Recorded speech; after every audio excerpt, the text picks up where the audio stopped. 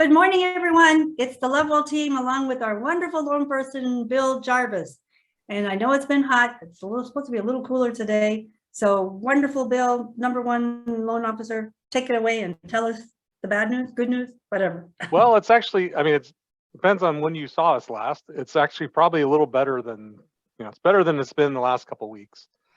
The Fed raising the short-term rate was seen by the mortgage industry as and longer term things as doing something to fight inflation. So they take that as a good sign, and it's expected that these short-term fixes will help us in the long run of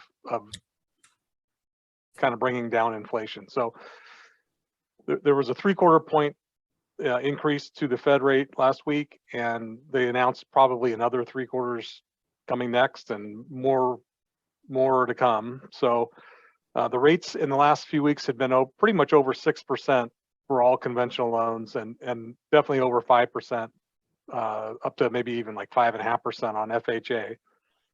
And those have come down a little bit, and so we're definitely under 6 on the conventional loans. Is that a 30-year? 30-year fixed. So the 30-year fixed on loans up to 647,000 were under 5 3/4, so probably 5.625 or so. On the high balance loan, so anything 647 up to 970,000, those rates have come down to like 5.875, and these are with no points. And FHA has gone from above 5 to 4.875, but we'll take anything we can get because rates were really going up fast and doing nothing but going up. So we'll take this little bit of coming back down a little bit. So obviously we're much higher than we were most of all of last several years. These are the highest rates we've had in I think about 15 years, but good sign they finally stopped going up and actually came down a little bit. And we'll see if when you hear the Feds are increasing the rates, it doesn't necessarily mean bad news for mortgage rates. It's actually often good news. So hopefully we'll get inflation under control and these rates will come back down. And some people were thinking by the end of the year, now it's looking like probably more like sometime into next year, the rates will come back down. But it does seem pretty likely that at some point in the next year or two, we will have better rates. So, if you're able to buy your house now that there's actually some inventory, the payment is going to be a shocker, but just know hopefully in the next year or two, if you'll be able to buy your house now and actually be able to buy a house instead of being in line with 200 other people to buy every house. And hopefully you can, get a loan that works for you now, and then sometime in the next year or two refinance to a lower rate and get your house and a good rate, and should be all good for you. Yeah. So 2 questions. What about a 15-year fix? And can you still lock the rate in for 30 days? 30 days or more, for sure, you can. And I haven't priced a 15-year in a while, honestly. I'm almost only doing purchase loans right now. With the rates being so high, people are not refinancing. And between these rates going up and I don't know if anyone's doing a 15-year right now. I mean, it would be between the higher rates and everything. The payment on a 15-year loan is usually about 50% more than the payment on a 30-year loan. And everyone's kind of maxing out with these higher rates, even at the 30-year. So that doesn't seem like a real likely. They're probably, just guessing, they're probably in the mid 4s on conventional, and probably not much different than the FHA 30-year is hardly ever done. So, and the rates aren't that good. So probably about mid 4s for the conventional though. And I don't know that it would make sense to, most people, that would be a bit of a stretch. The payment would be at least 50% more than the 30-year. So, well, thank you. You're welcome. Thank you, Bill. Okay, thank you. Bye, Mr. Bill. Thank you for joining us. All right. So Louise, you want to talk about what you're seeing in the market? Oh, yes. My goodness.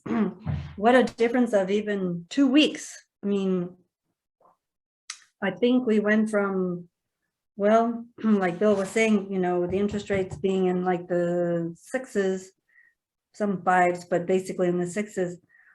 That first rate thing, the inventory started going up, and these last 2 weeks definitely went up. I mean, there are cities like in Hayward, no, the top 2 cities were Fremont and Livermore. They both have over 100 homes for sale. These are single family detached homes. And just in December, Fremont had 22 homes for sale and Livermore had 28. That's like 3 times? Well, I mean, four times. five. 4 times, yeah. Pretty amazing. I mean, it's true across the board, you know, San Leandro, San Lorenzo, Pleasanton, Hayward, it's amazing. And Katie's going to tell you about buyers, and buyers are just, it's kind of, wouldn't you say, almost a non-compete or very little competition. Depending, it's definitely different in different cities. The Tri-Valley area, like Livermore, Pleasanton, Danville, that seems to have hit the hardest by the increase in the interest rates in terms of buyers, and there's just a lot of price reductions and a lot more houses now for sale. And so homes that typically got 8 to 10 offers before are lucky if they get 1 to 2. It's just, I mean, there's still, I think San Leandro, you know, depending on how things are priced, you're still getting multiple offers. We just had a house in San Leandro, I believe it got 4 offers. So it depends on the city and the area. But for the most part, if you're a buyer and these interest rates are not, you know, and you can afford it, I mean, guaranteed the prices are coming down. As Bill said, it could be a really great time to buy, because if you can, you know, yes, you may have an interest rate of 6% or somewhere between 5 and 6%.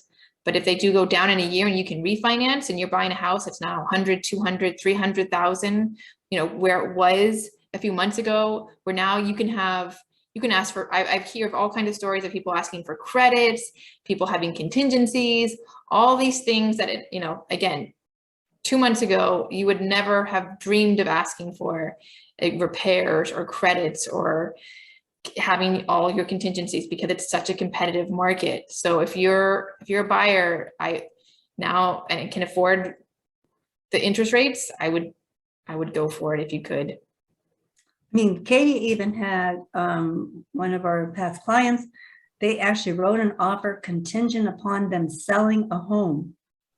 2 months ago, that would have been unheard of. People would have just laughed at you. And the offer got accepted. And the seller even offered to pay the points. The points were like 25,000. Yes, it ended up being a slightly different deal, but yes, the seller did give a credit. No, sorry, it was actually a price reduction. It ended up being, but yeah, it's definitely a different market. So it's very different from it was two months ago, and it's hard for sellers. It's really hard because, you know, they see what they could have sold their house for 2 months ago and where they can sell it now. It can be a hard pill to swallow, but you know, the real estate market goes up and down, and with the increasing interest rates, it's definitely a changing market. That was good to hear from Bill that it seems like it's not going crazy right now as far as the interest rates. It seems like it's kind of settled down. Leveling out, yes. So that's good. So I think, I don't know, is there anything else, Katie? No, I think next month we'll go more into detail about the different cities and the data and what the prices are. But in general, as Louise said, most cities are seeing an increase in inventory and a lot more price reductions than they ever have. So it's, oh, I mean, they're just price changes. And yeah, I mean, it was pretty interesting. Just on a note, just in the city of Livermore, I called probably, I don't know, maybe 10 agents to see if they're getting any showings. Most of them were getting no showings during the week and very little at the open house, very little. So pretty amazing. yes, very, very different market. It's than it was 2 months ago. It's just incredible. So I think that's it for, oh, go ahead. Nope, I was gonna say, I think that's it. Stay cool today. I think it's supposed to be slightly cooler today. And hard to believe in another week and a half, it'll be 4th of July. Time goes fast. It goes fast. Have a wonderful day and a wonderful week, everybody. And Lovewell team, Louise and Katie saying goodbye. Goodbye.